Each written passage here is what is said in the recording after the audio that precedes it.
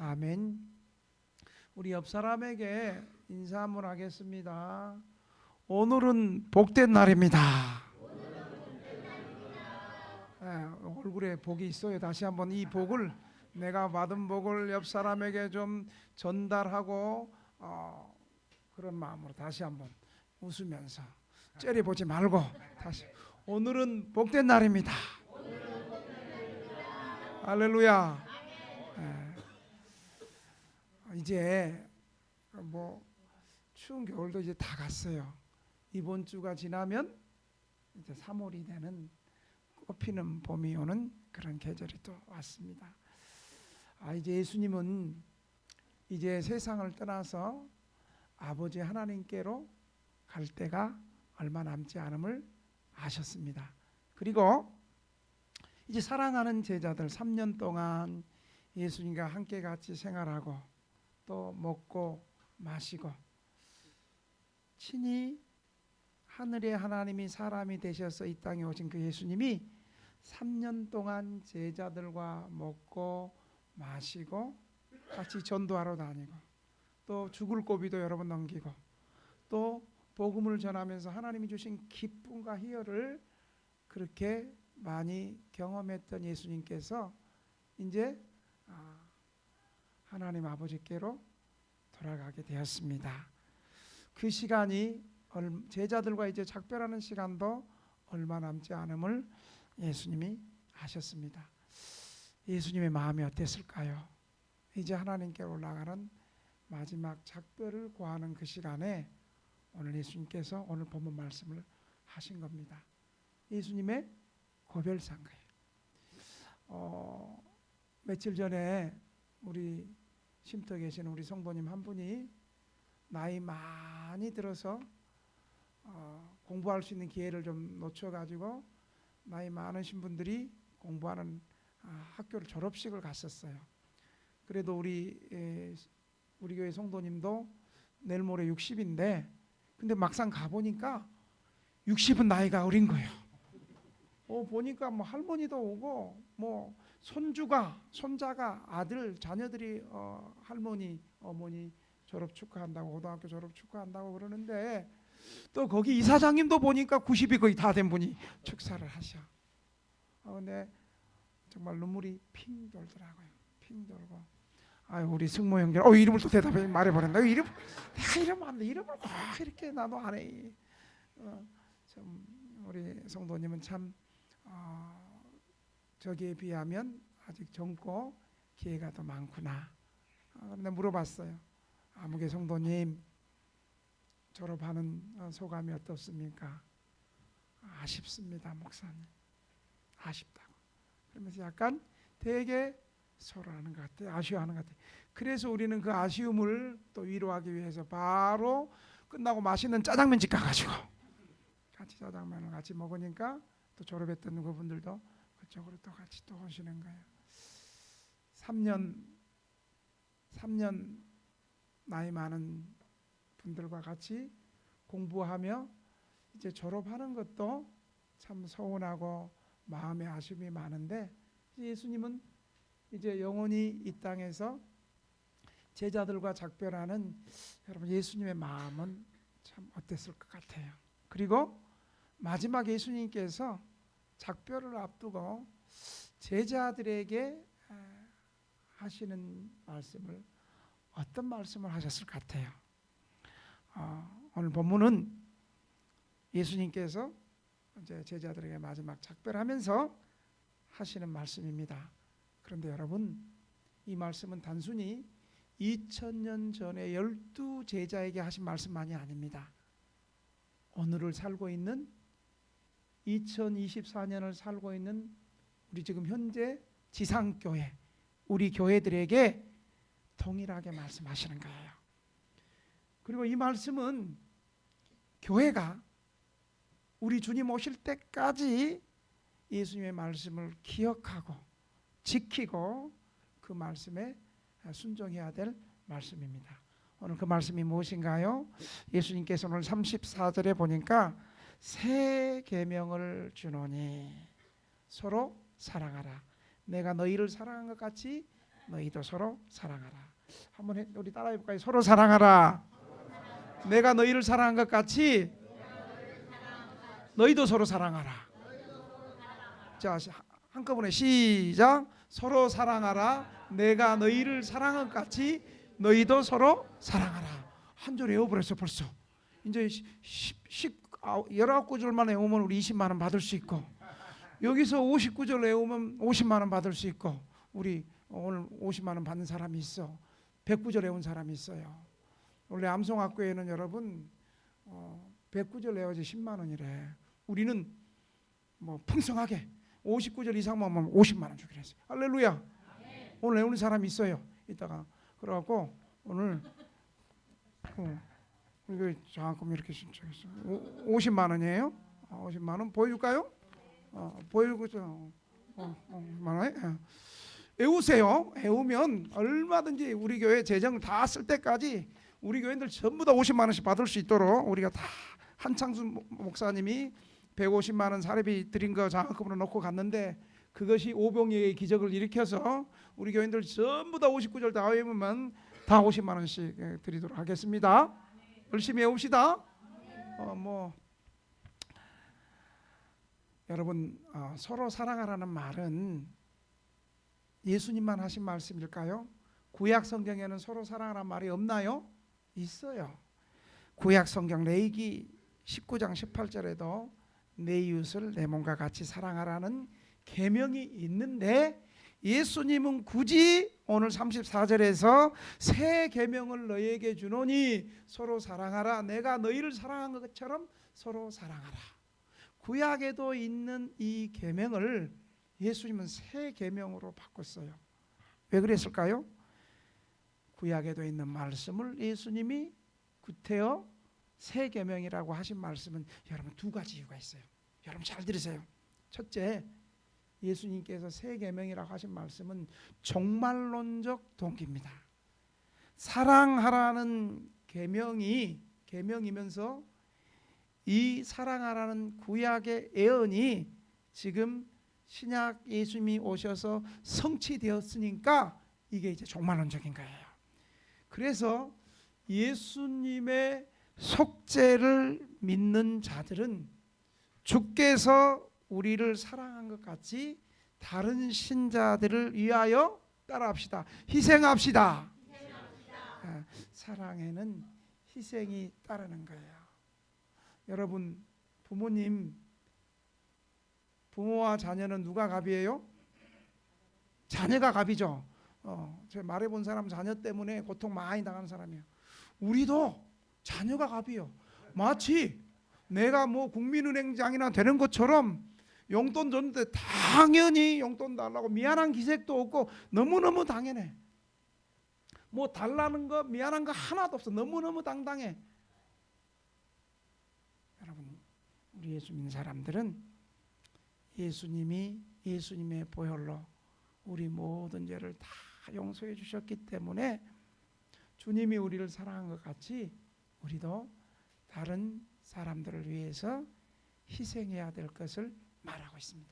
이것이 새 계명이에요. 두 번째로는 예수님께서 새 계명이라고 하신 이유는 영원한 하나님 나라 기업의 동기를 가지고 말한 거예요. 여러분, 세상에는 잘나고 똑똑하고 돈 많고 돈 없고 높은 권세가 있고 권세가 없고 건강하고 안 건강하고 뭐 여러 가지 계층으로 모인 것 같지만, 그러나 세상은 딱 두 가지 부류예요. 모든 인류는 결국 예수를 믿는 사람들과 예수를 믿지 않는 사람이 갈리는 거예요.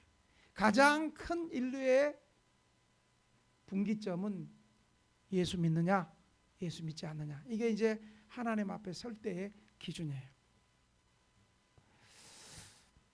그러나 예수 믿지 않는 사람들이 나중에 마침내 나뉘는 거예요. 지금 이 땅에서는 예수 안 믿는 사람, 예수 믿는 사람, 가족 중에도 예수 믿는 사람이 있고 예수 안 믿는 사람이 있어서 이 가족이 평생 함께 갈 것 같지만 결국은 하나님 앞에 설 때 마침내 나뉜다는 거예요. 어떻게 나눠요? 예수 믿는 사람, 예수 믿지 않는 사람이 서로 나뉜다는 거예요. 그러나 그리스도의 보혈에 의하여 구원받는 형제들은 영원히 나누지 않고 마침내 하나님 앞에 한 자리에서 영원히 함께 살게 된다는 사실을 여러분 믿으시기 바랍니다. 그러므로 우리 신자들은 서로 사랑하고 희생해야 돼요. 여러분, 내 현재 있는 혈육의 가족들이 평생 함께 같이 갈 것 같아요? 아니에요. 여러분 옆 사람 한번 봐주세요. 옆 사람 한번 봐주세요. 같이 봐주세요. 그리고 정말로 복되고 귀한 마음, 사랑하는 마음으로 이렇게 고백합시다. 당신은 함께 천국 갈 백성입니다. 시작. 당신은 함께 천국 갈 백성입니다. 여러분, 이 고백이 사실인지 아닌지는 우리가 천국에서 만날 거예요. 그러니까 우리가 옆 사람을 귀하게 얘기해야 돼요. 좀 부족한 것이 있고 좀 못마땅한 것이 좀 있어도 우리가 못마땅하지 저분이 정말 구원받은 사람이라면 우리 천국에서 같이 만나. 그런데 되게 못마땅하고 보기 싫고 저 교회 안 나왔으면 좋겠다 했던 사람이 천국에서 예수님이 가장 사랑하는 예수님 품에 안겨 있는 거예요. 그러면 얼마나 민망하겠어요. 그럴 줄 알았으면 지상에 있을 때 좀 더 가까이 지냈을 걸, 더 사랑할 걸. 다시 한번 옆 사람 한번 봅시다. 옆 사람 한번 보면서 다시 한번 고백. 당신은 나와 함께 천국 갈 사람입니다. 시작. 아멘. 여러분, 세 계명을 지키는 방법은 무엇일까요? 오늘 34절에 분명히 말하고 있어요. 예수님이 내가 너희를 사랑한 것 같이 너희도 서로 사랑하라. 내가 너희를 사랑한 것 같이 너희도 서로 사랑하라. 쉬워요. 예수님의 계명은 힘든 거 없어요. 쉬워요. 우리는 예수님께서 내가 너희를 사랑한 것 같이 너희도 사랑하라고 했는데 우리는 그럼 어떻게 사랑해야 될까요? 어떻게 사랑해야 될까요? 누구에게 본을 보면 될까요? 예수님에게 본을 보이면 되는 거예요. 예수님에게. 우리 예수님께서 3년 동안 지상 생애를 사시면서 제자들을 어떻게 사랑하셨는가를 보면 우리도 예수님이 하신 대로 하시면 되는 거예요. 우리 오늘 이 예수님의 사랑을 한번 배워보십시다. 오늘 본문에 보니까 본문을 통해서 예수님은 한 4가지로 제자들 사랑했다는 것 같아요. 자, 첫째, 예수님은 사심 없이 사사로운 마음 없이 제자들을 사랑했습니다. 여러분, 아무리 고상한 사람이라도 인간의 사랑에는 자기 사랑이라는 요소가 포함되어 있어요. 우리는 남을 사랑하고 도와준다 하면서도 무의식적으로 내가 주는 사랑을 통해서 얻는 바를 생각하게 되는 겁니다. 가령 내가 지금 이 사람을 도와주면 나중에 내가 어려움을 당하게 됐을 때 내가 이 사람 도와줬으니까 이 사람도 어려울 때 나를 좀 도와주겠지. 그런 생각을 하면서 은연중에 도와주는 경우가 있습니다. 때로는 그런 것이 없을 때에는 또 그냥 도와주면서 누리게 되는 성취감과 행복감을 느끼면서 그러면서 자기의 의로움을 또 느끼면서 도와주는 경우도 있습니다. 그러나 우리 예수님은 우리를 사랑하시되 어떤 목적을 가지고 우리를 사랑하지 않으셨습니다. 예수님의 오직 한 가지 소원은 자신을 주시는 일이었고 당신이 사랑하는 자를 위해서 자신이 갖고 있는 모든 것을 주시고자 하는 것이 예수님의 사랑이었습니다. 제가 단독 목회를 20년 가까이, 올해 19년 전인데 20년 가까이 하다 보니까 이제 좀 보이는 것이 있어요. 처음에는 쪽방 주민들이나 노숙인들이나 어려운 사람들이 도와달라고 그럴 때는 앞뒤 재지도 않고 무조건 그 사람 입장에서 도와줬어요. 그래서 병원 가서 의사 선생님이 진료 거부했다 그러면 나는 그 의사 선생님이 나쁜 줄 알았어. 구청에 가서 구청 직원들이 자기를 무시했다 그러면 정말 공무원들이 나쁜 줄 알았어. 그래가지고 의사 선생님하고 가서 싸우고 사실 확인하고 구청 가서 해보니까 아니야, 우리 성도들도 잘못한 것이 있었어요. 하여간 앞뒤 재지 않고 교인들의 문제라면 그 교인들의 말이 우선적으로 믿고 도와주고 섬겼어요. 그런데 10년, 20년 하다 보니까 이제 조금씩 보이기 시작하는 거예요. 아, 이 사람을 목적을 가지고 왔구나. 이 사람을 도와주고 나면, 도움받고 나면 이 사람은 한 달 후에 교회 안 나오고 떠날 사람이구나. 아, 이 사람은 3개월짜리구나. 수급비 나올 때까지, 수급자 만들어줄 때까지는 교회 말 잘 듣고 있다가 수급자 되면 떠날 사람이구나. 아, 이 사람은 6개월짜리구나. 직장 해결해주고 직장이 해결되면 또 교회 말 안 듣고 떠날 사람이구나. 아, 이 사람은 한 1년짜리겠구나. 이 사람은 지금 몸이 아프니까 병원 치료하고 다 병원 치료받고 수급자 만들어주고 임대주택까지 들어가는데 한 1년 걸리는데 그때까지는 교회 잘 나오다가 1년 지나면 교회 안 나오겠구나. 아, 이 사람은 신용불량자인데 신용불량 해결되면 2년 후에는 교회 안 나오겠구나.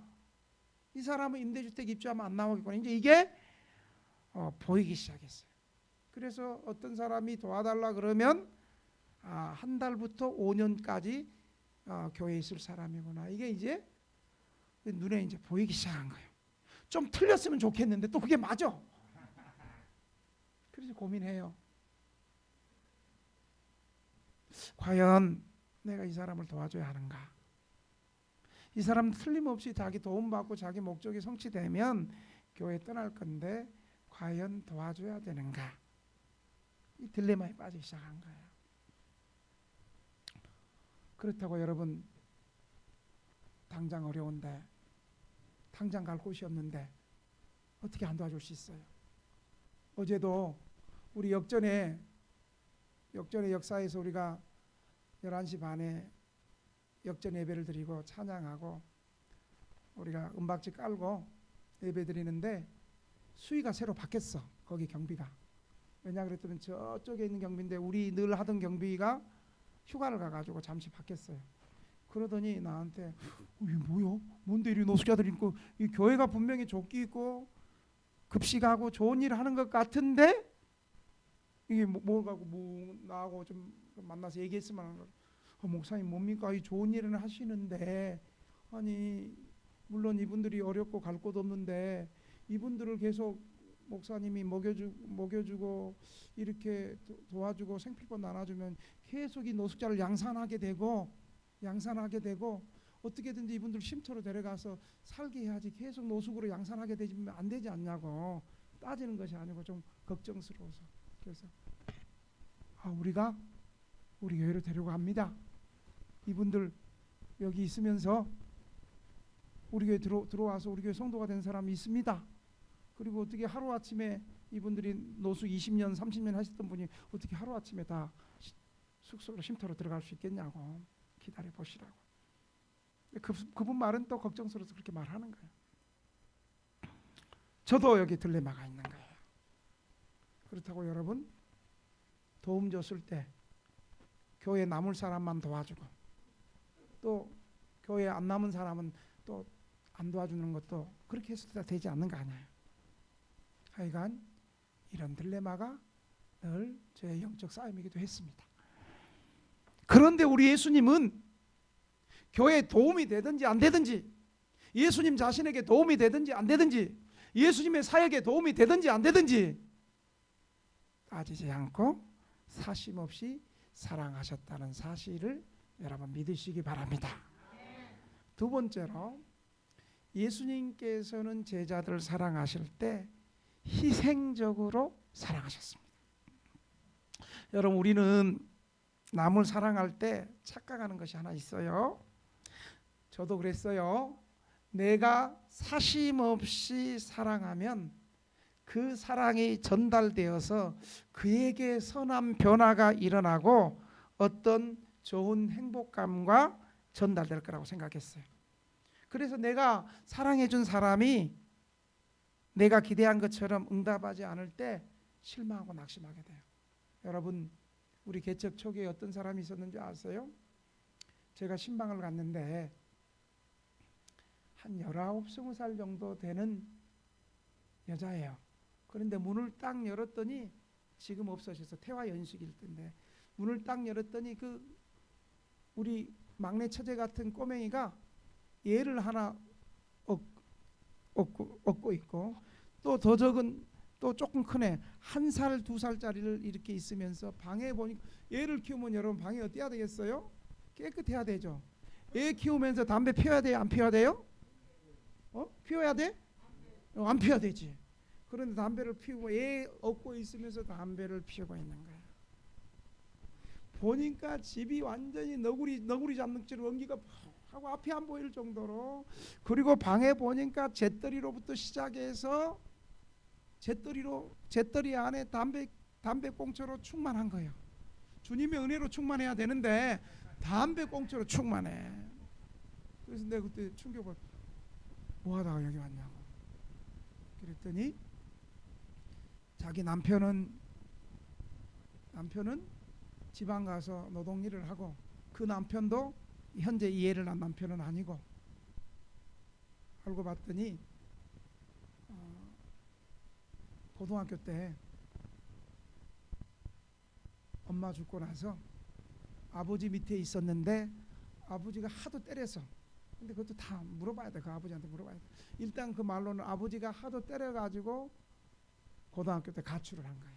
고등학교 때 가출해가지고 결국 젊으니까 임신도 잘 될 거 아니에요.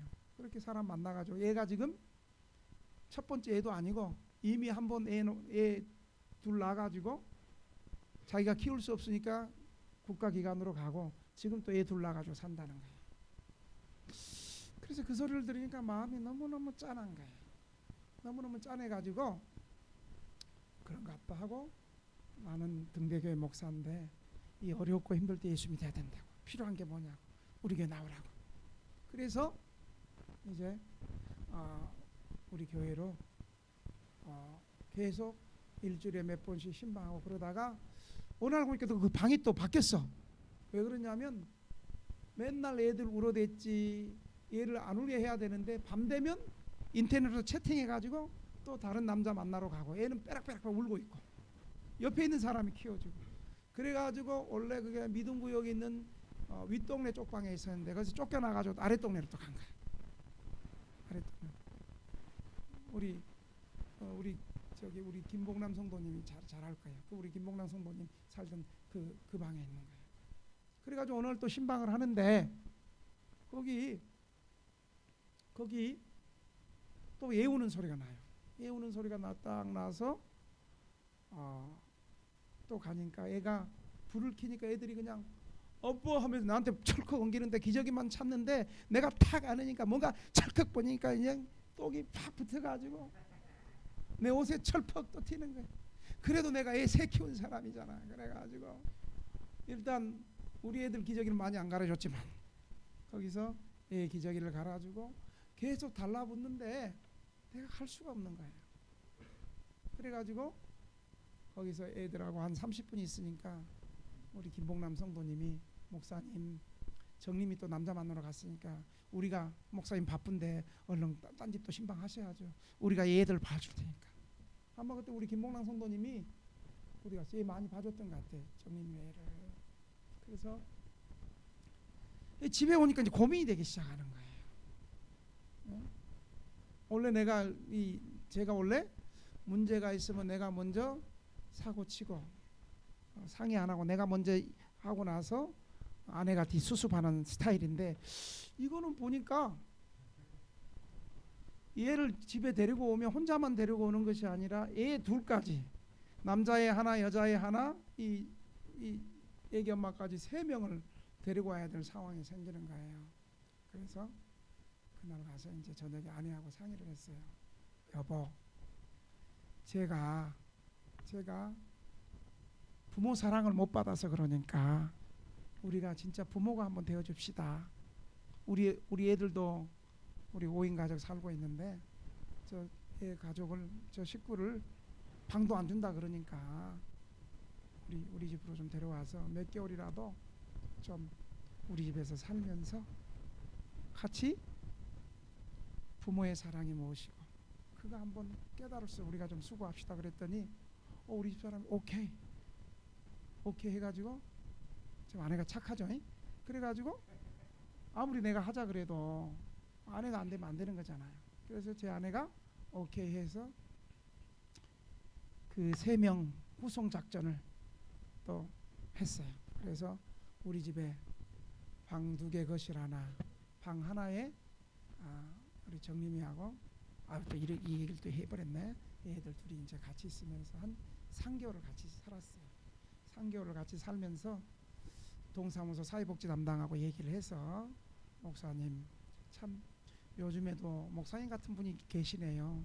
하여간 다음 달에는 수급자 만들도록 저희 동사무소에서 노력하겠습니다. 그렇게 이루어져 가는데 얘가 그냥 또 열이 받아가지고 그냥 야 가자 하고 집 나가버렸어. 3개월 하다가 미친 거 하지 말고 속으로만 그래가지고 참 우리가 아무리 부모의 사랑을 좀 갖게 하기 위해서 희생한다고 해서 되는 건 아니구나.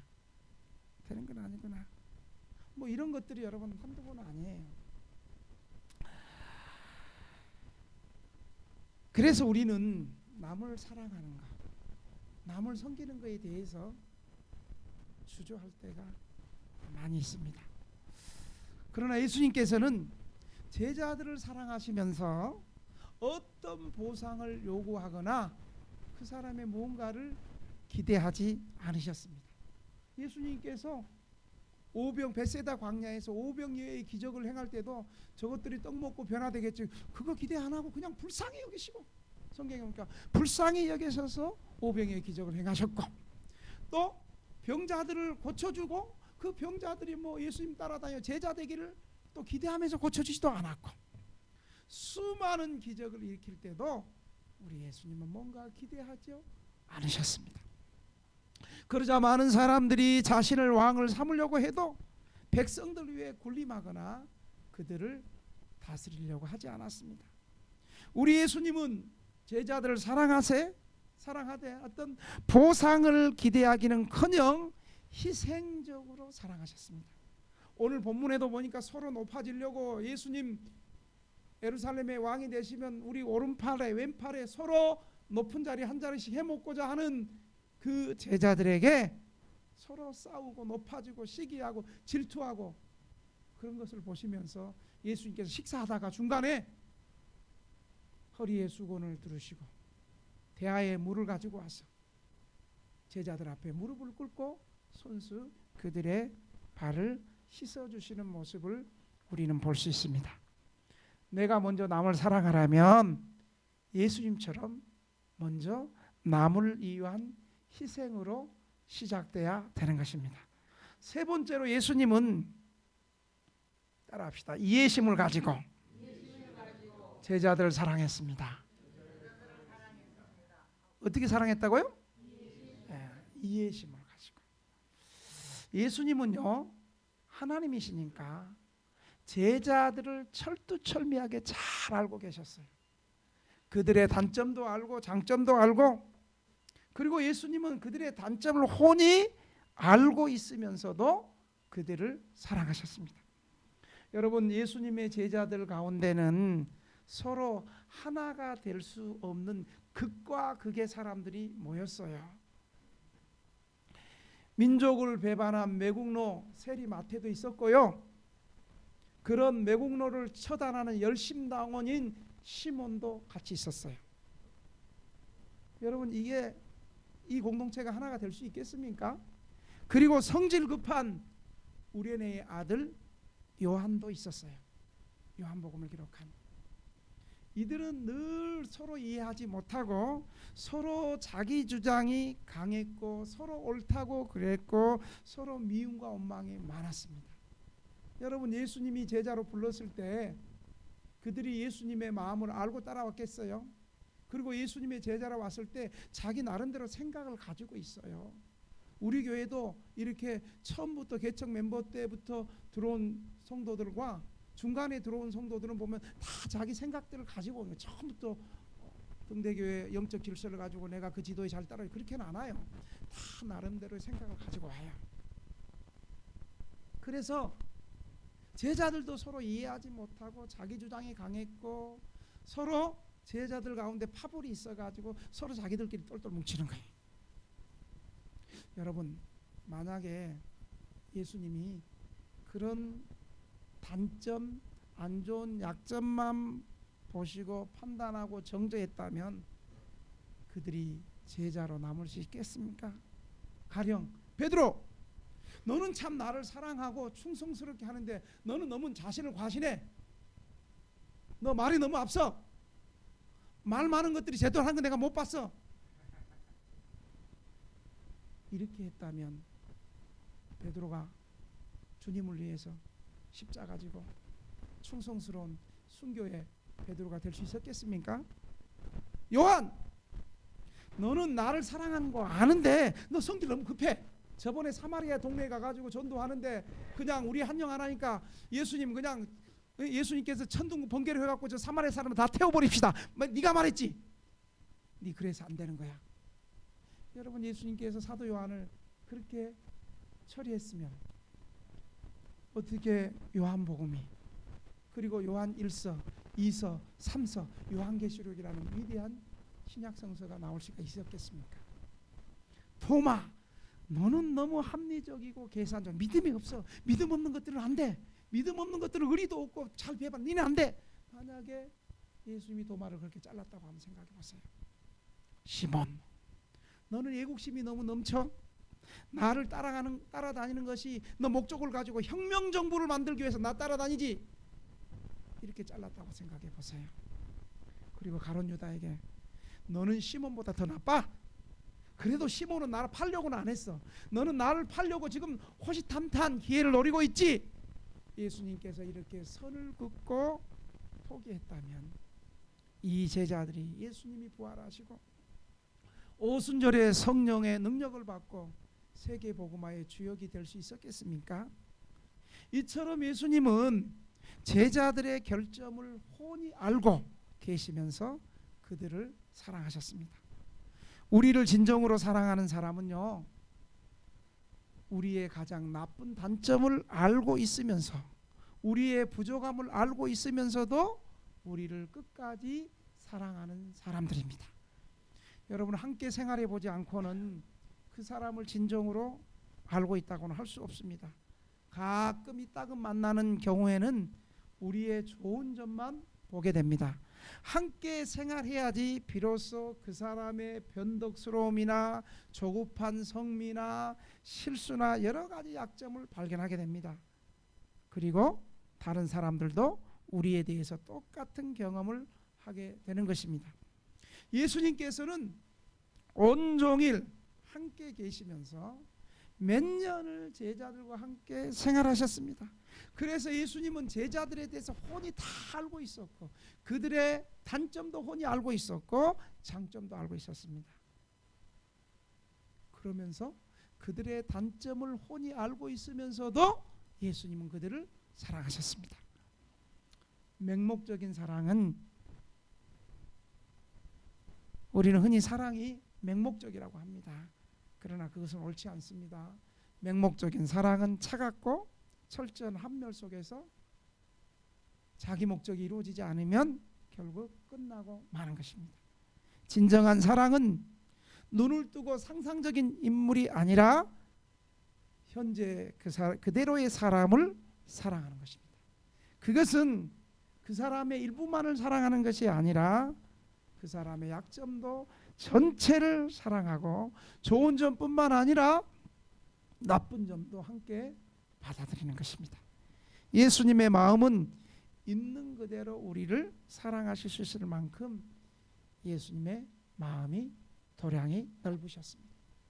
그래서 우리는 늘 기도 제목에 주여 예수님의 마음을 허락해 주시옵소서. 주여 밴댕이 소갈대기 같은 우리 마음은 십자가에서 깨지게 하시고 예수님의 넓은 사랑을 우리에게 부어 주시옵소서. 마지막으로 예수님은 용서함으로 제자들을 사랑하셨습니다. 제자들은 예수님을 저버리고 위급할 때에 왜 내가 이쪽을 보고 하지? 예수님 남겨주고 도망가 버리고 말았습니다. 육신으로 계실 때 제자들은 예수님을 진정 깨닫지 못했습니다.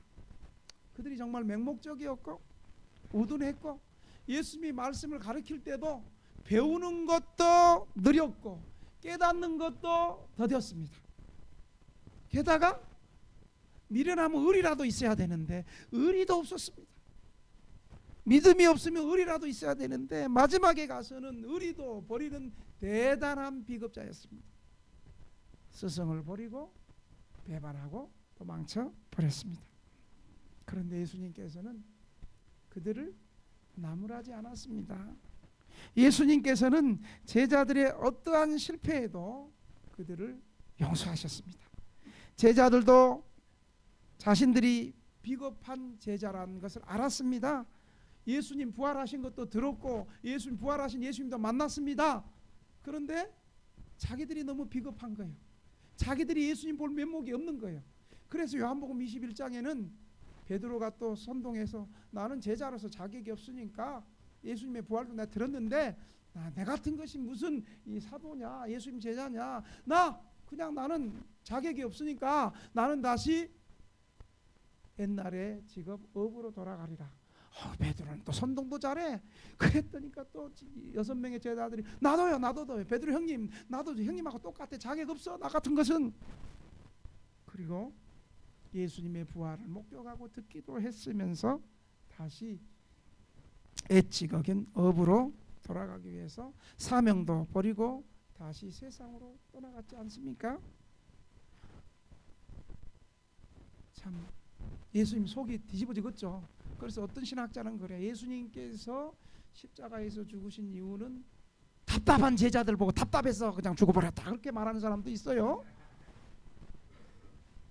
그런 제자들에게 우리 예수님이 면목 없고 민망 없는 그 제자들에게 우리 예수님이 먼저 바닷가로 찾아가셨어요. 밤새도록 한 마리도 잡지 못하는 제자들에게 얘들아 오른편에 고기 겁나게 많으니까 억수로 많으니까 가서 그물 한번 던져봐라. 그랬더니 그물이 찢어질 정도로 고기가 많았어요. 그리고 예수님이 그걸 뻔히 아는데도 말을 못하는 거예요. 왜요? 자기 한 짓이 있으니까. 그런데 예수님께서는 아무 소리 안 하고 고기 잡고 손수 아침 여러분 숯불에다 보니까 생선 숯불에다 구워 먹으면 얼마나 맛있어요. 나도 지금까지 그 배에 가가지고 배에서 금방 잡은 거 회 뜨고 뭐 숯불에 구워 먹은 적 한 번도 그거 한번 해보고 싶은데 한 번도 없어. 얼마나 맛있겠어요. 벌써 침 꼴깍하는 사람 몇 명 보이는데 그런데 여러분 그렇게 맛있는 고기가 먹으라 해도 먹을 수 있겠어요? 먹을 수 있겠어요? 넘어갈 수 있겠어요? 그런데 예수님께서 얘들아 괜찮아 먹어라. 고기만이 아니라 떡도 숯불에 구워 옛날에 우리 할머니들 하룻불에 구워주는 떡 얼마나 맛있어요? 떡도 구워주시면서 제자들을 용서하시고 다시 사명을 주시는 것을 볼 수 있습니다.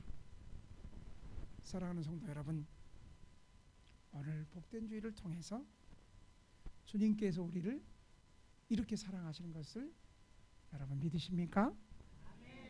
그리고 옆에 있는 성도들이 함께 천국에서 영원토록 잠시 있다 떠나갈 사람이 아니라 천국에서 영원토록 함께 천국 가족 백성을 여러분 믿습니까?